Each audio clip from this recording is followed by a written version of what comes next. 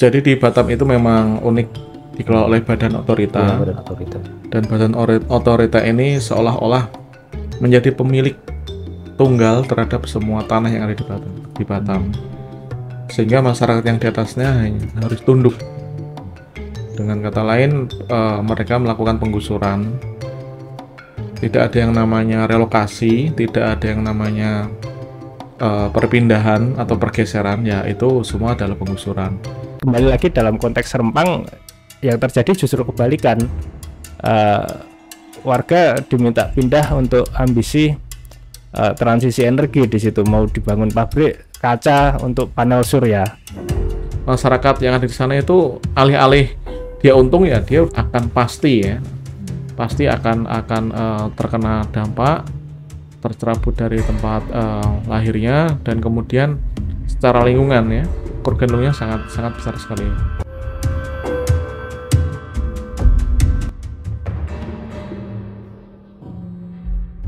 Ya, balik lagi dengan channel Transparansi Internasional Indonesia. Nah, kali ini kita akan berdiskusi dengan dua orang yang sudah hadir di studio podcast T Indonesia. Pertama ada Mas Zaki Amali dari Trend Asia. Dan ada Mas Bagus Pradana dari T Indonesia, peneliti khusus di sektor apa ini? Ekonomi ya? Ekonomi dan transisi energi. Ekonomi dan transisi energi. Baik, kali ini kita akan berdiskusi tentang mungkin masyarakat juga sudah sangat mengikuti isu ini ya, terkait dengan program strategis nasional di Batam.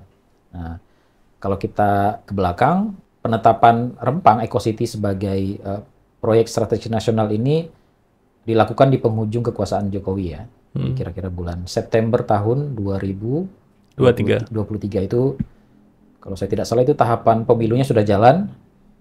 Dan sudah mulai ada semacam blok-blok politik, sehingga sebagian besar menilai bahwa penetapan Rempang Eco City sebagai PSN itu dianggap sebagai imbal balik dukungan politik mereka terhadap kekuasaan Jokowi selama kurang lebih 10 tahun.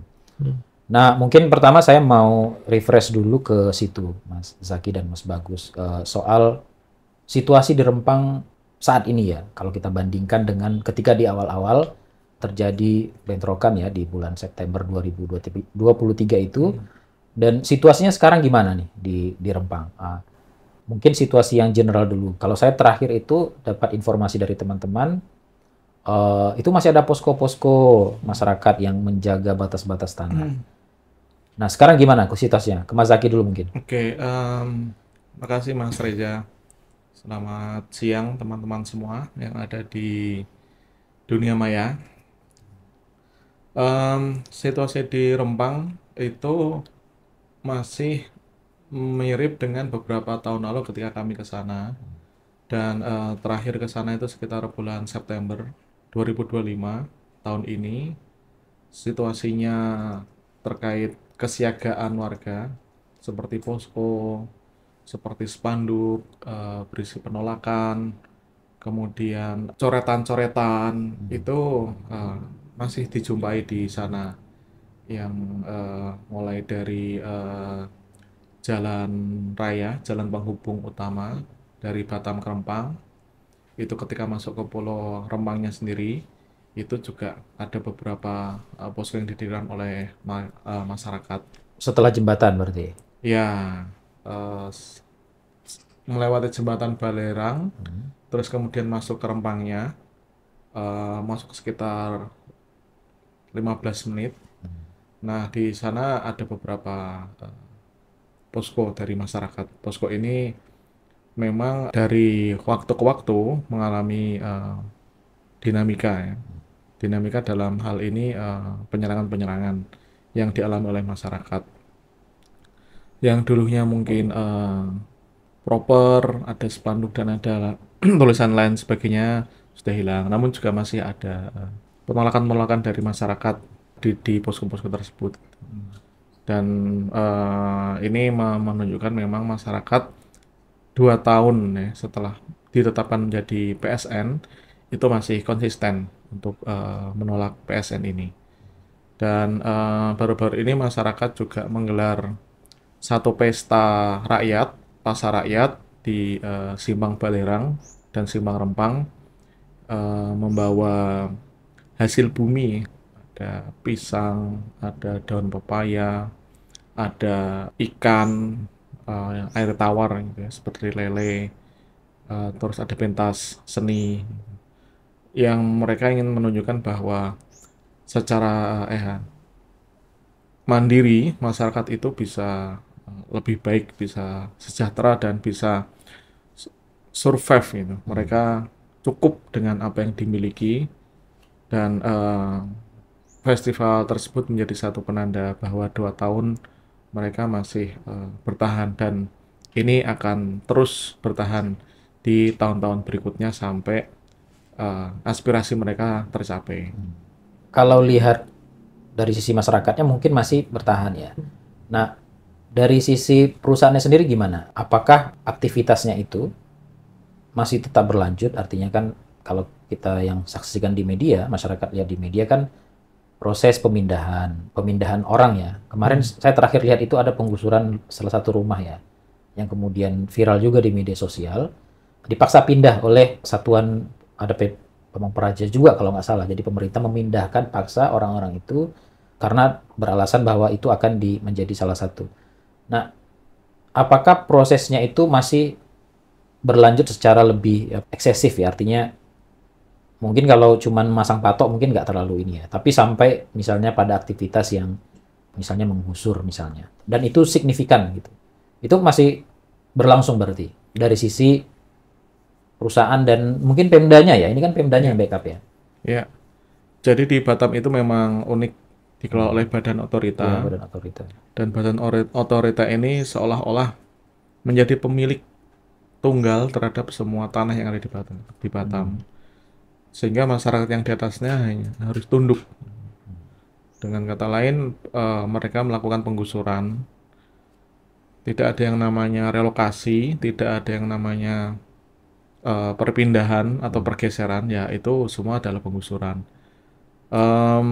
Dari tahun ke tahun itu mereka melakukan gerilya dari satu kampung ke kampung yang lain di Pulau Rempang gitu. Nah, ketika tahun lalu saya berada di sana, saya menyaksikan sendiri ada satu penggusuran rumah masyarakat yang ada di sana gitu. Ada perangkat keamanan dari Badan Otorita seperti Satpol PP, Ya, ada juga dari Satpam atau petugas keamanan dari PT MEG. MEG ini yang menjadi developer proyek Rempang gitu. Nah, saya menyaksikan sendiri bahwa semua hadir gitu, baik perusahaan maupun instansi pemerintah untuk meruntuhkan sebuah bangunan masyarakat ya, yang masyarakat tersebut dipaksa menurut saya, atau dalam tanda kutip pindah ke tempat relokasi. Dan ini memberikan tekanan kepada masyarakat yang ada di sana, yang masih bertahan, yang masih mempertahankan tanah, rumah, tanah air mereka, tempat mereka hidup dan mencari kehidupan, untuk menjadi takut karena mereka mengerahkan alat berat juga masuk ke sana untuk merobohkan bangunan. Dan di lahan-lahan yang lain, misalnya peternakan, itu udah nggak ada peternakan ayam ya. Peternakan ayam di sana udah nggak ada, udah digusur. Padahal pupuk alami dari kotoran ayam itu bisa menjadi alternatif untuk tanaman-tanaman masyarakat yang ada di sana, tanaman pangan. Nah, kemudian lahan-lahan masyarakat yang ada di sana juga digusur, dan pendekatannya adalah pendekatan yang sangat otoriter dan legalistik gitu. Misalnya ketika tidak mau digusur, maka dia akan diberikan uang melalui pengadilan atau mekanisme konsinyasi. Dan konsinyasi kita tahu itu adalah sistem yang sangat tidak adil. Maka kawan-kawan yang ada di sana, kawan-kawan advokat, pendamping hukum yang ada di sana menggugat langkah-langkah ini, dan dikabulkan ya kalau nggak salah putusannya, bahwa prosedur konsinyasi secara formil, material itu cacat. Masih akan berlangsung Jadi proses itu ada yang melalui pengadilan begitu ya. Jadi tapi kalau sudah dibatalkan oleh pengadilan, proses penggusuran itu masih lanjut apa enggak itu? Ya menurut kacamata pemerintah kan begini, kalau surat dibatalkan ya terbitin surat lagi gitu. Oh, jadi mereka ngakalinnya dari sisi itu ya. Ya, memang itu cara licik atau cara jahat pemerintah kan. Ya. Nah, kalau kita lihat presiden nih, ini kan Prabowo sudah 1 tahun, jadi sudah ada peralihan kekuasaan. Nah, kita melihat ini, saya sendiri melihatnya sepertinya Prabowo gampang juga menentukan soal Rempang ini. Bahkan bukan Rempang saja, beberapa PSN yang dulu kayaknya ini agak barengan dengan misalnya di salah satu di Jakarta Utara yang PIK 2 itu. Terus ada satu lagi saya lupa, itu dibatalkan ya. Jadi tidak lagi masuk dalam list PSN. Nah, beberapa waktu yang lalu kita juga pernah muncul di media tuh. Bahkan saya pernah lihat di DPR itu ada indikasi bahwa PSN Rempang itu dicoret lah dari list PSN. Nah, saya sendiri melihat nih Prabowo gampang nih untuk menentukan sikap terhadap PSN Rempang ini. Di tengah penolakan warga yang begitu besar dan advokasinya cukup besar ya di nasional ya. Nah, saya ke Mas Bagus. Gimana Mas Bagus melihat melihat kondisi politiknya sendiri ya? Ya. Bahwa ketika sampai bahkan ada anggota DPR bilang, oh Rempang udah dicoret nih gitu. Tapi tahu-tahu enggak ya? Saya kira-kira ternyata enggak. Gimana Mas Bagus? Dari sisi di nasional sendiri Prabowo, termasuk menteri-menterinya ya, kan banyak tuh menteri yang turun ya. Kemarin ada menteri siapa yang nyuruh warga untuk transmigrasi lokal itu. Jadi semacam rayu-rayuan gitu ya, Pulau Kelapa yang kemudian dinilai sebagai cara halus untuk menyingkirkan masyarakat. Gimana Mas Bagus melihat secara politik ya tentang PSN Rempang ini? Pertama, sebenarnya kita bisa melihat manuver politik ini dari timeline yang terjadi di Rempang ya, kalau mau mengcapture PSN secara umum. Jadi nggak cuma Rempang, itu masuk juga sih kalau kita lihat timeline PSN Rempang itu kan dia mulai di 2023 lewat Permenko Ekon kalau nggak salah nomor 7 tahun 2023. Itu tentang proyek-proyek mana saja yang ditetapkan sebagai PSN. Kemudian kala itu ada istilahnya clash besar ya di Rempang, ada aparat gabungan yang diturunkan, kemudian agak mereda tuh, jadi pasang surut lah ya fluktuasi soal PSN ini di tahun 2024 atau kalau nggak salah 2025 itu Presiden Prabowo mengeluarkan Perpres tentang RPJMN. Nah, Perpres tentang RPJMN ini yang membuat diskursus tentang PSN di Indonesia ini jadi kerana abu-abu.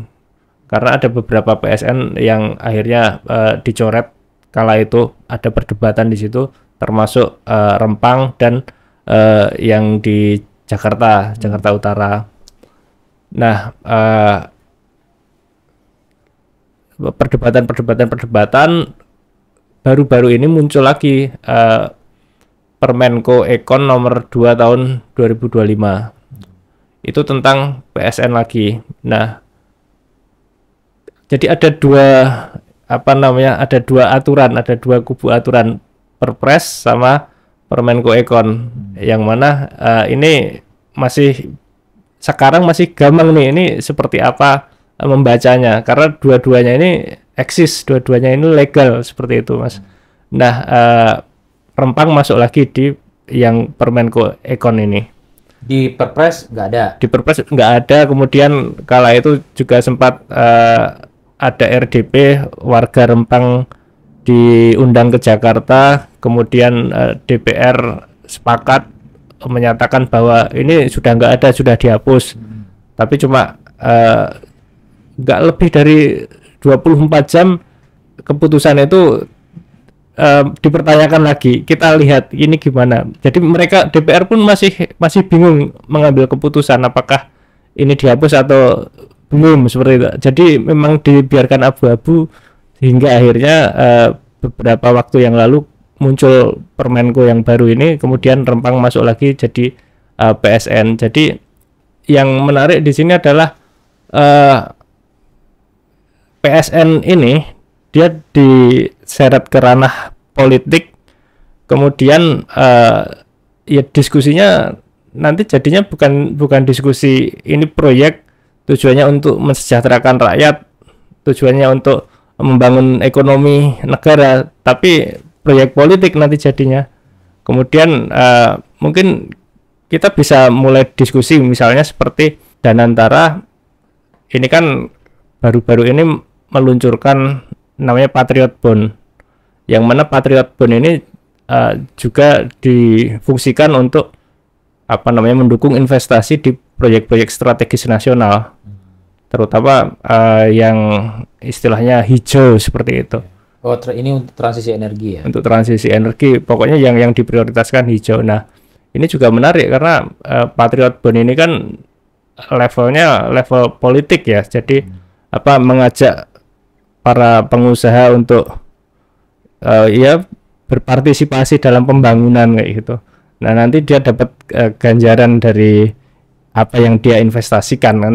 Nah, ini kan ada nuansa politis yang nggak terhindarkan seperti itu. Tapi itu termasuk ini nggak nanti membiayai kayak PSN yang, tapi nggak tahu. Kalau Rempang Eco City ini kan murni swasta ya? Rempang Eco City murni swasta karena yang pegang konsesi adalah PT MEG, anak usaha dari Artagra Group yang dimiliki oleh Tommy Winata. Ya. Nah, baru-baru ini yang bersangkutan itu juga menyatakan komitmen untuk Patriot Bond. Oh, ikut dia? Ikut. Gede? Nah, belum tahu, belum di-disclose. Saya cuma lihat chartnya, jadi ada chart, ada Tempo atau apa, bikin chart yang paling gede di atas, nanti lama-lama kecil-kecil. Oh, ada ya? Ada di situ ya? Mungkin Mas Zaki bisa menambahkan soal Patriot Bond. Nah, itu arahnya kalau ke dukungan dukungan imbal balik politik juga sebenarnya. Jadi di satu sisi dia nyumbang buat negara dalam tanda petik ya buat negara kan, di negara. Di sisi lain ada ijon gitu untuk bisnisnya. Gimana itu? Mas? Patriot Bond tuh namanya aja patriot. Cinta terhadap bangsa dan negara ya. Iya, dibungkus dengan upaya nasionalisme, namun sebetulnya dia tidak memenuhi aspek sebagai sebuah bond, obligasi atau surat utang. Tidak pernah ada di dunia ini orang menginvestasikan tapi imbal baliknya kecil daripada di pasar. Tuh nggak ada orang investasi dengan tujuan untuk mencari keuntungan yang kecil, mending nggak usah sekalian gitu, buat apa gitu. Nah, itu kan menunjukkan bahwa upaya untuk mencari pendanaan Danantara salah satunya dengan melakukan semacam blackmail, dalam tanda kutip pemerasan gitu. Dengan cara-cara premanisme ya, kalau kita mau bicara yang ekstrim gitu, ya siapa yang ada di Patriot Bond akan mendapatkan satu jasa politik. Namun itu kan juga belum tentu juga kan, karena kita tahu Indonesia ini nggak ada yang pasti. Orang bisa dipenjara karena sesuatu yang konyol ataupun karena tidak melakukan apa-apa gitu, tergantung angin politik kemana gitu. Nah, namun Patriot Bond ini juga menjadi satu hal yang aneh gitu. Karena tadi Mas Bagus menyinggung tentang status PSN Rempang yang awalnya ada, nggak ada, terus ada lagi. Ini kan sangat jelas daya tawar-menawar terhadap sebuah kebijakan. Tapi Mas Zaki gimana? Kalau Mas Bagus tadi bilang abu-abu nih. Kalau Mas Zaki bilangnya gimana nih? Dengan kondisi memang sekarang, apakah balik lagi atau menurut Permenko yang terbaru, Permenko PSN yang baru September itu diberi penegasan ada namanya proyek Eco City, dan di dalam proyek Eco City itu ada Rempang. Jadi ketika dia menghadapi satu dilema, ada dua peraturan, itu harus ada satu peraturan yang dipegang, nggak boleh ada dua gitu. Nah, maka di dalam Permenko yang baru itu juga memuat semua PSN yang ada dalam RPJMN seperti MBG, Sekolah Rakyat, Sekolah rakyat. akhirnya dimasukkan di Permenko. Padahal dia menggunakan regulasi Perpres RPJMN. Nah, ini kan menunjukkan negosiasi tawar-menawar yang mungkin dia under table gitu. Kita nggak tahu, publik masyarakat nggak tahu bagaimana deal-deal elit-elit yang ada di sana. Tapi saya meyakini bahwa atau melihat parameter-parameter yang ada seperti Patriot Bond dan lain sebagainya. Temo Winata juga ikut beberapa kali meeting dengan Prabowo. Itu sangat-sangat jelas sekali gitu. Ada tawar-menawar partai secara politik, dan kita harus membaca juga situasi politik secara luas. Hubungan penguasa dengan pemodal, dengan oligarki itu sangat-sangat erat gitu. Mungkin orang-orang ini tidak hanya bertumbuh atau tidak hanya menaruh telur pada satu keranjang, namun juga di keranjang-keranjang yang lain, dan ini yang harus kita cermati gitu, bahwa betapa kotornya itu, betapa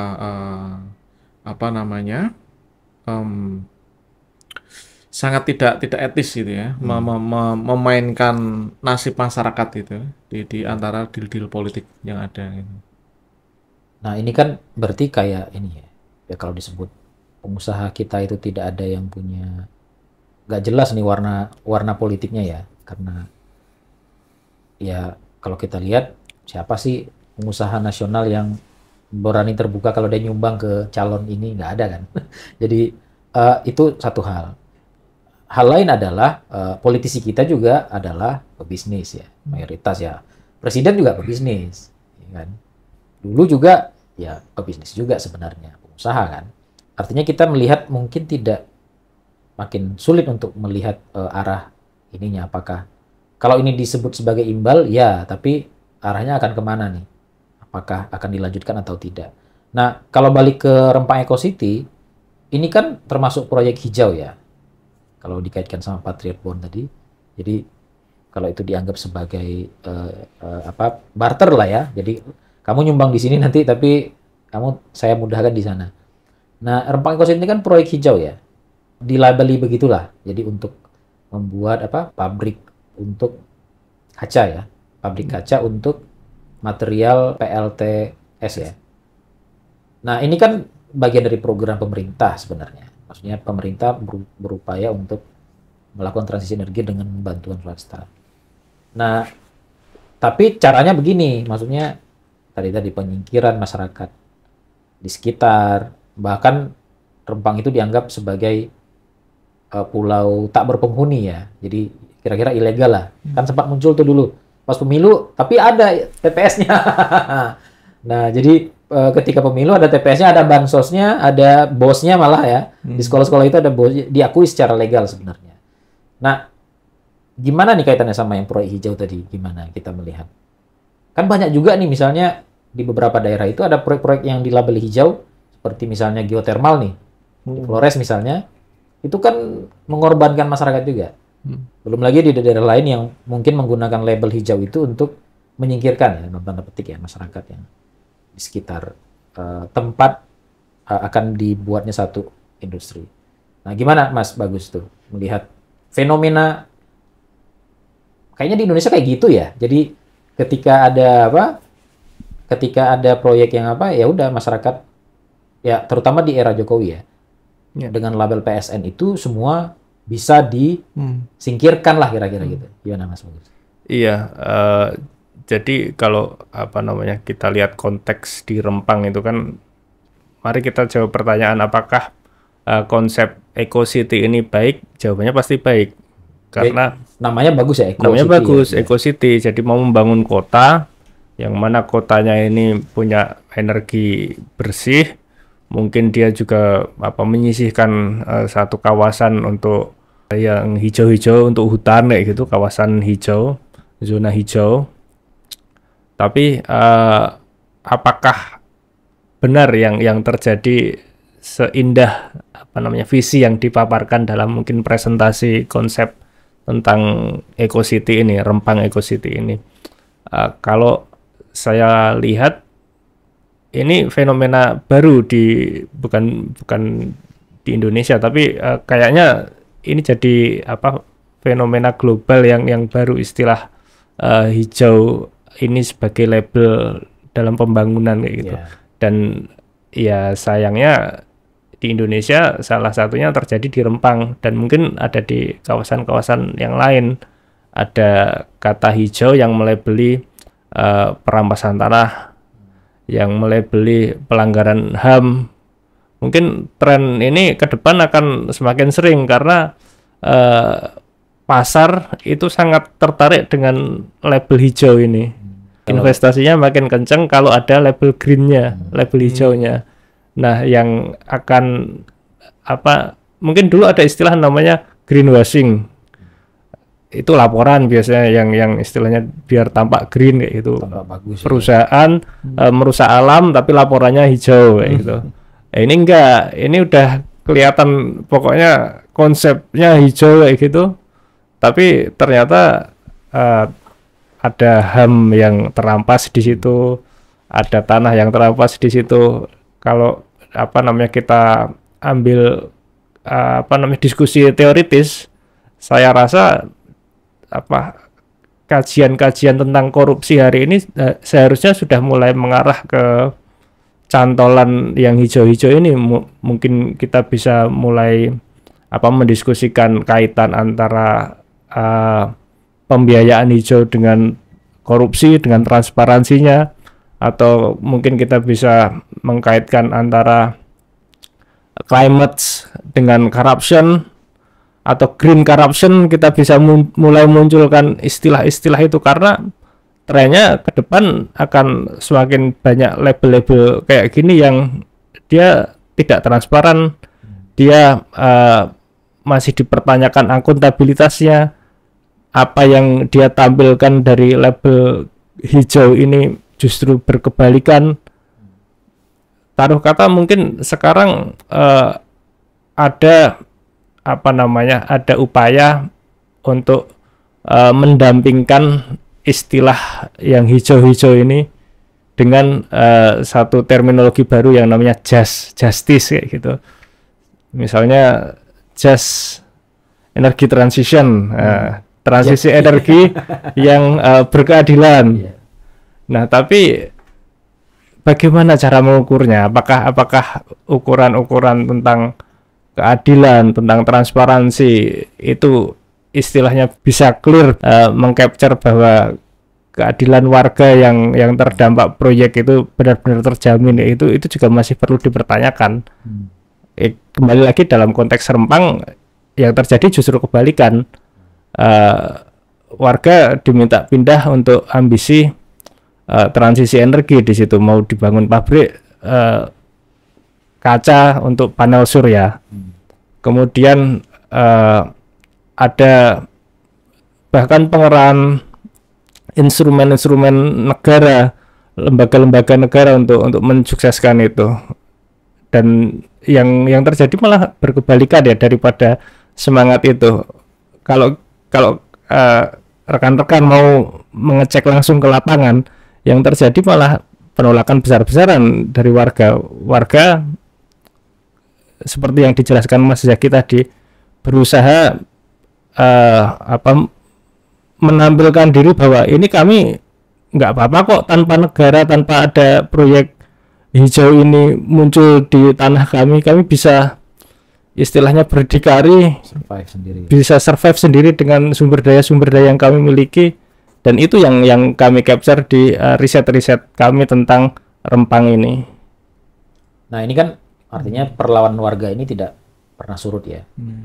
Beragam sudah dilakukan nih perlawanan di tempat di Rempang itu sendiri. Kemudian terakhir itu kalau nggak salah ada uji materi ya ke Mahkamah Konstitusi untuk menguji Undang-Undang Cipta Kerja yang terkait dengan label PSN itu ya.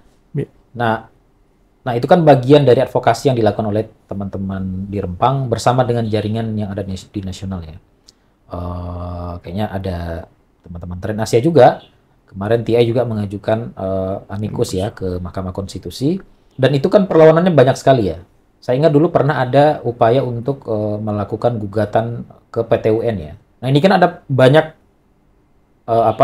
bentuk-bentuk perlawanan warga nih, dari mulai hukum, politik, unjuk rasa.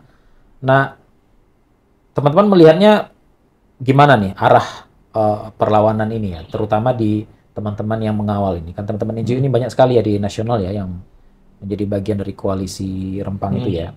Nah, teman-teman melihatnya gimana arah perlawanan ini dari ya mungkin dari sisi hukumnya.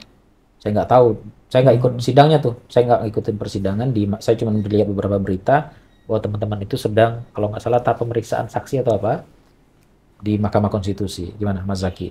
Ya, Menggambarkan gimana nih perlawanan dari sisi hukum tadi itu?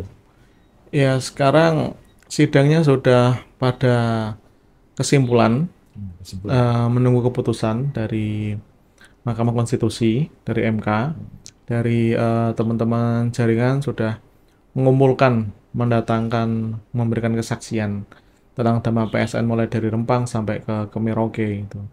Hampir semua PSN di Indonesia yang dianggap sebagai proyek yang menyengsarakan ya. PSNS-nya itu sengsara Proyek sengsara. nasional atau proyek Sembrono Sontoloyo.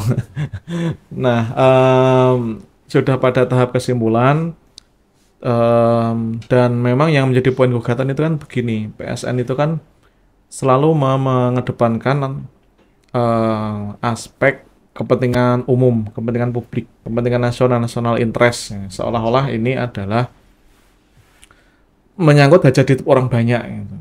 Selalu begitu.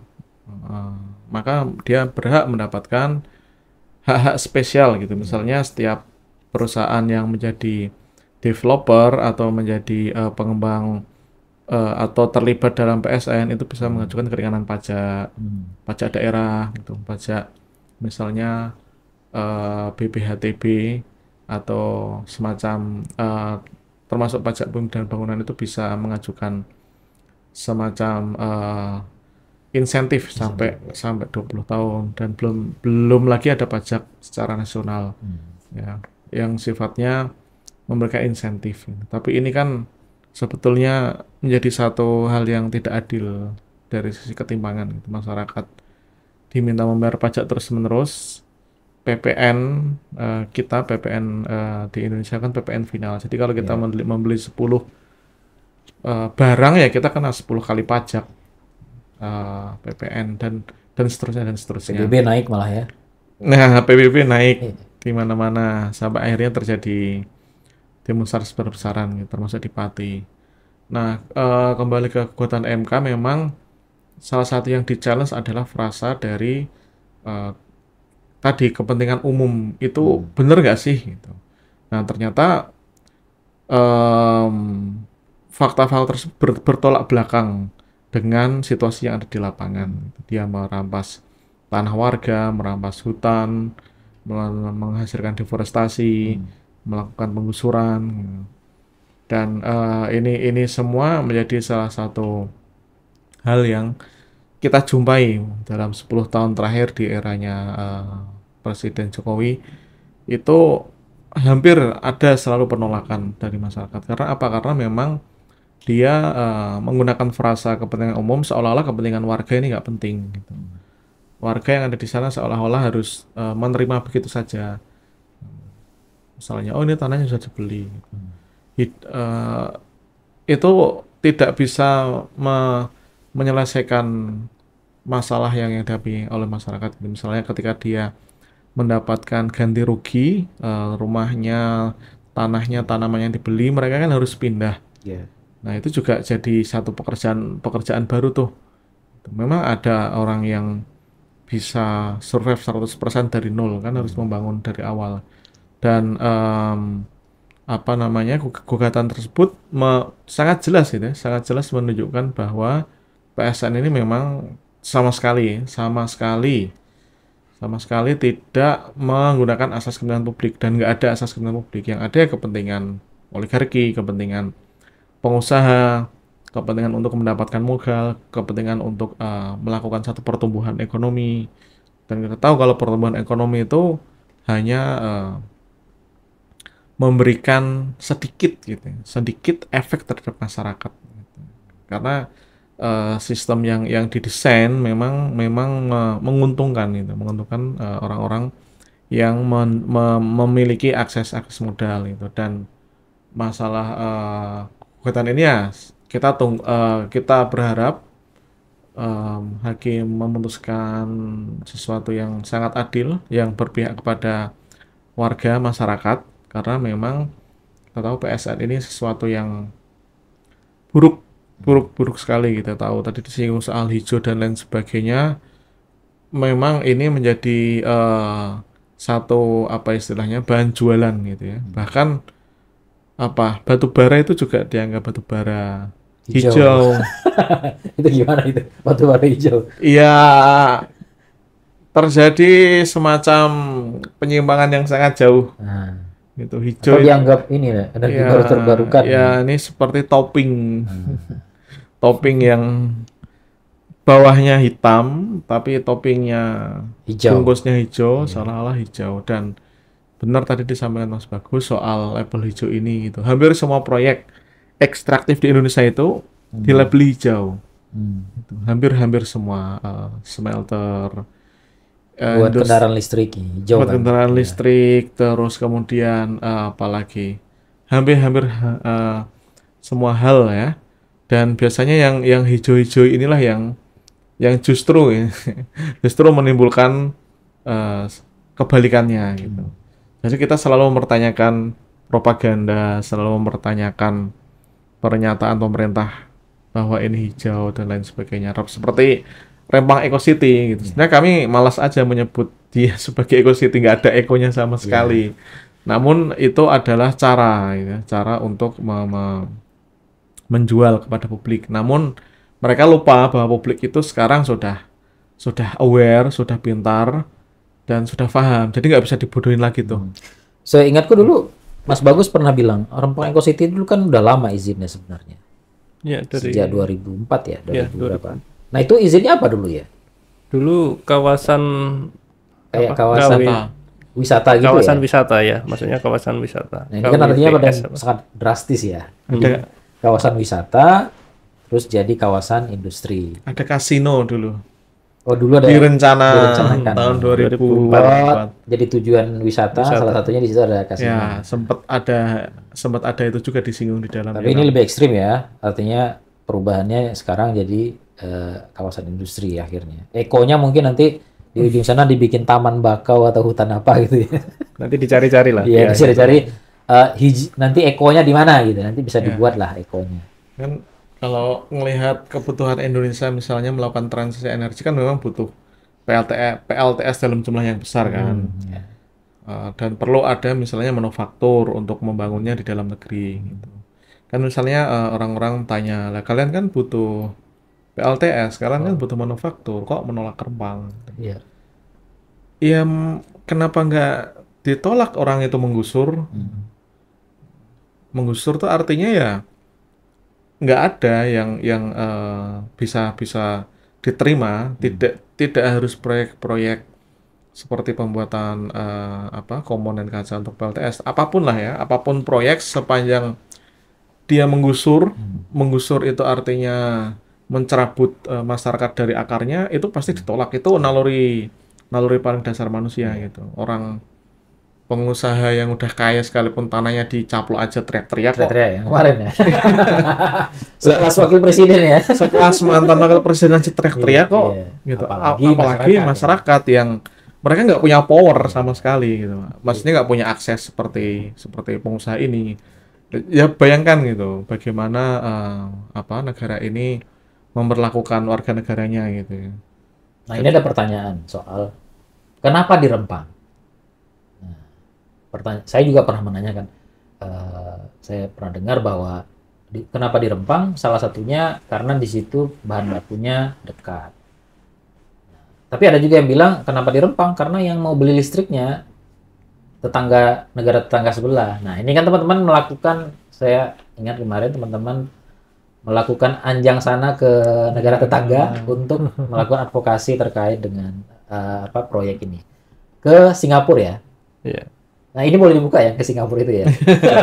Ada kok di ini ya di Ya, rilis. dirilis di website masing-masing lembaga ada melakukan diskusi ya di Singapura. Nah, itu apa? Konteksnya apa itu? Konteksnya sebenarnya ya kita Sorry, kemana dulu itu? Ke Singapura kemana? Ke kasino ya jangan-jangan. mungkin Mas Zaki dulu ya. Oh, ya.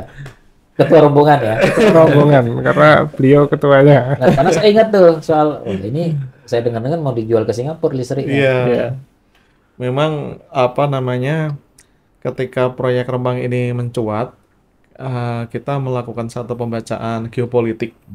Geopolitik yaitu adalah supply and demand. Nah, kita melihat bahwa ada permintaan listrik bersih dari Singapura, dan ini tidak hanya Indonesia yang ditawarin, ada dari Thailand, Filipina, Kamboja, Laos, Malaysia, bahkan Australia itu juga akan mengirimkan listrik ke Singapura gitu, karena Singapura ingin menggunakan renewable energy dan ingin menghindari batu bara sama sekali gitu. Iya.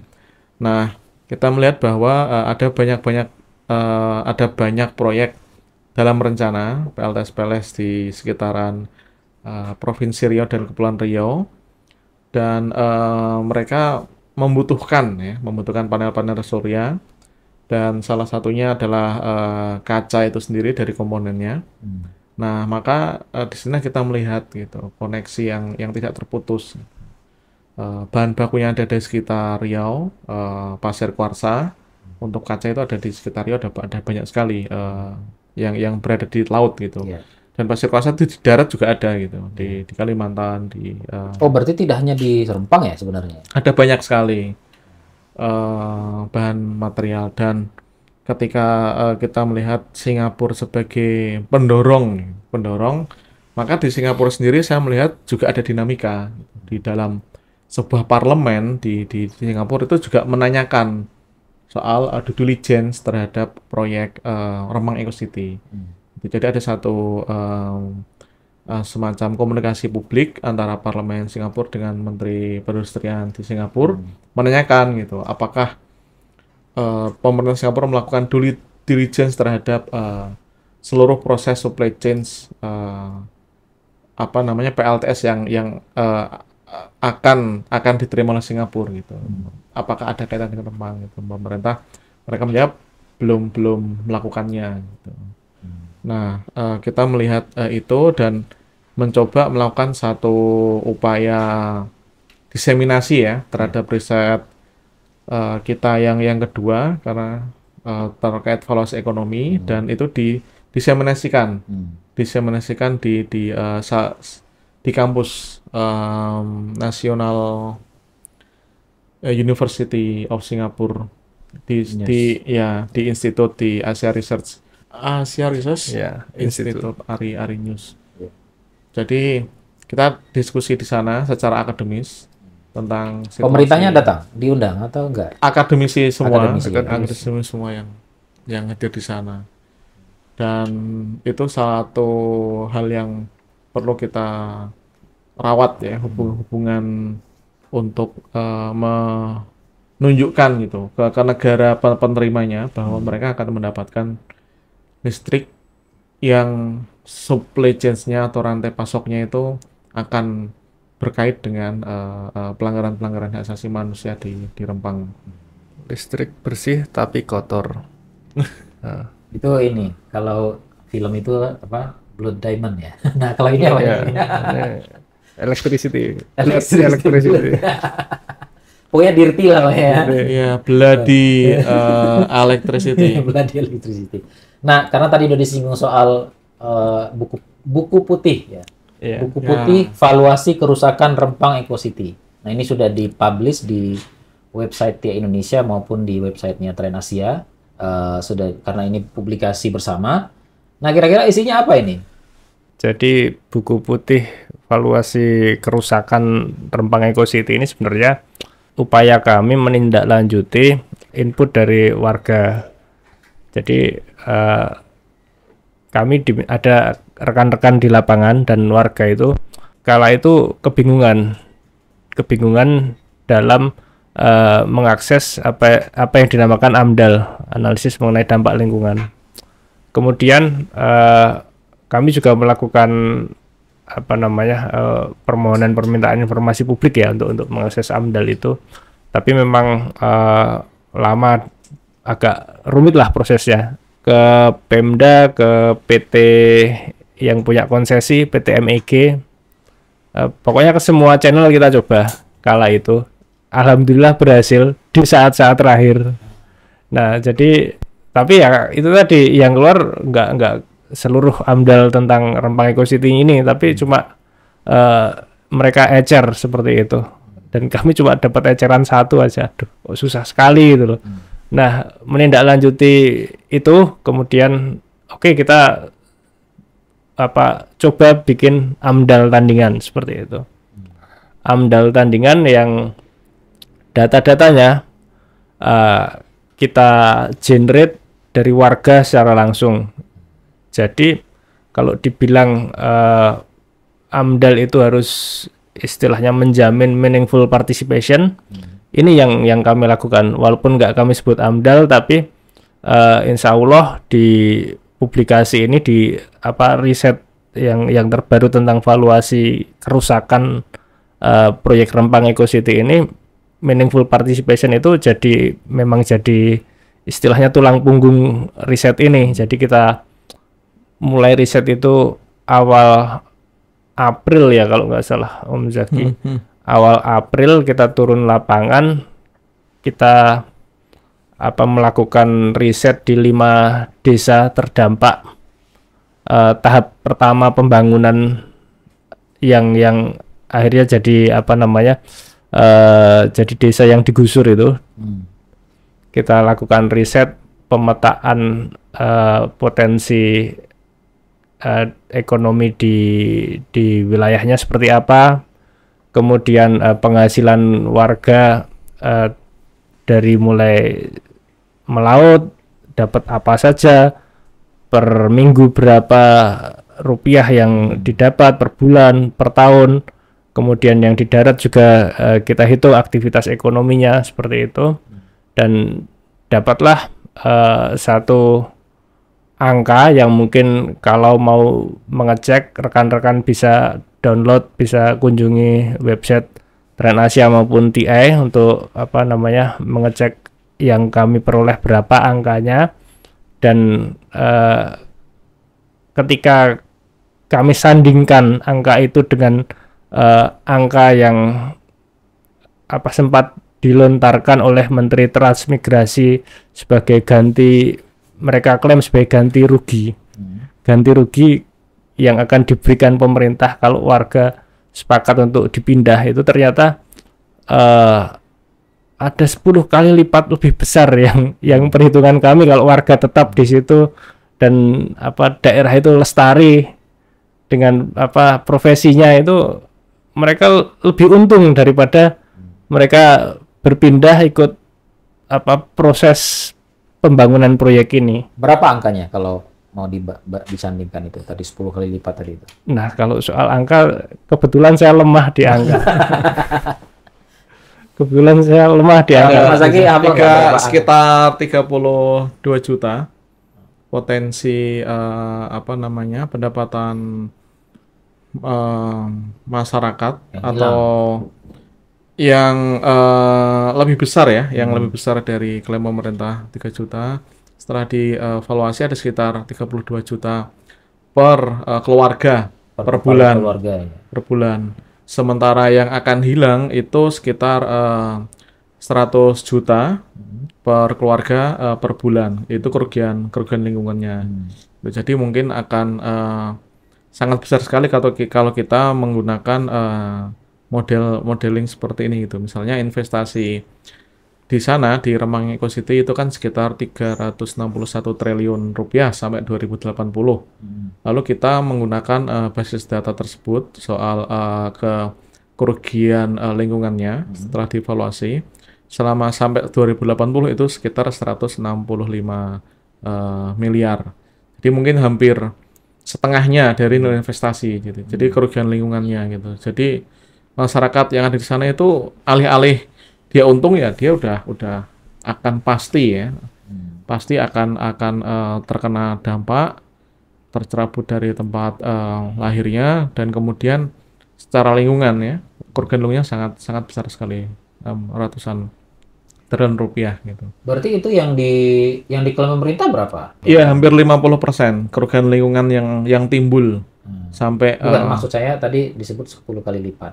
3 juta, sekitar 3 juta. 3 juta per apa itu? Per 3 juta itu per pendapatan masyarakat. jadi pemerintah mengkalkulasi bahwa masyarakat itu pendapatannya sebenarnya cuma 3 juta per bulan. Nanti itu dikalilah berapa gitu. Ya, nah kita hitung ternyata. Sementara teman-teman menemukan bahwa ternyata masyarakat tidak segitu kalau mau dihitung valuasi tadi ada macam-macam kan, pendapatan apalagi. Iya. Ada ya di sana kan kayak paling besar penghasilannya kan dari laut. Ya, laut. Sektor perikanan tangkap kan. Terus kemudian ada dari ladang, kemudian ada dari kebun gitu. Itu juga ada di sana gitu. Nah kemudian potensi-potensi yang lain misalnya soal lingkungan. Ini sesuatu yang sedang kita ukur yang bisa dikuantifikasi. Gitu. Nah, yang tidak bisa dikuantifikasi inilah yang sebenarnya tidak ternilai. Sosial, budaya itu kan tidak ternilai oleh apapun gitu. Yang dulunya masyarakat itu rukun, sekarang jadi apa istilahnya terpecah belah, menjadi saling curiga. Karena ada yang menerima, ada yang nolak ya. Iya, ini sudah terjadi gitu karena pemerintah menyiapkan sebuah tempat untuk ditempati namanya Tanjung Banon. Itu jauh dari tempat warga menyandarkan kapal dan jauh dari lokasi mereka mencari ikan gitu. Jadi dia harus berjalan dulu berapa kilometer untuk ketemu atau berapa ratus meter ketemu. Awalnya di depan rumah mereka di laut gitu. Cuma kayak 10 meter, 20 meter. Mereka memang di pesisir. Kampung nelayan lah ya. Iya. Nah, mereka dipindahkan ya, digusur ke sana gitu. Namun juga situasi itu akhirnya membuat satu ketidakpercayaan. Masyarakat saling memusuhi antara masyarakat yang bertahan dan masyarakat yang sudah direlokasi. Nah, ini kan tidak bisa kita nilai gitu. Belum lagi aspek budaya gitu. Di sana ada makam tua ya. Makam tua yang umurnya ratusan tahun. Itu juga menandakan bahwa pulau itu dihuni sejak lama, bahkan sebelum Indonesia merdeka. Ada narasi sejarah di situ yang pastinya akan hilang kalau sampai warga tergusur. Tapi itu belum ada pengakuan ya dari pemerintah ya. Sampai saat ini belum ada pengakuan. Saya baru ingat nih diskusi soal kan harus ada pengakuan ya dari negara bahwa di situ ada masyarakat adat yang memang hidup turun temurun. Kalau nggak salah itu ditunda ya. Artinya itu belum ada dikeluarkan, tapi secara faktual ada makam tua, ada masyarakat yang sudah turun temurun berpuluh-puluh tahun di situ. Ya, memang salah satu tuntutan masyarakat itu kan pengakuan, bukan hanya status mereka sebagai masyarakat adat, namun pengakuan atas hak-hak tanah. Gitu, karena masyarakat tidak bisa mengajukan sertifikasi terhadap tanah yang dimiliki gitu. Jadi ketika terjadi penetapan wilayah bahwa ini akan menjadi proyek tertentu, masyarakat sudah tidak bisa mengajukan sertifikasi. Sudah dihambat duluan sudah dihambat secara sistematis. Gitu. Ya termasuk yang adat itu berarti.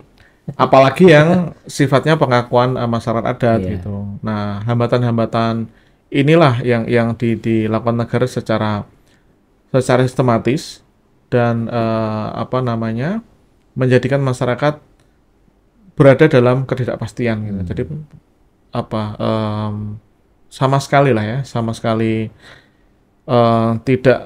tidak menguntungkan, dan salah satu tuntutannya tadi bagaimana diakui eksistensi, diakui tanahnya, dan lain sebagainya. Dan sekarang gimana situasi?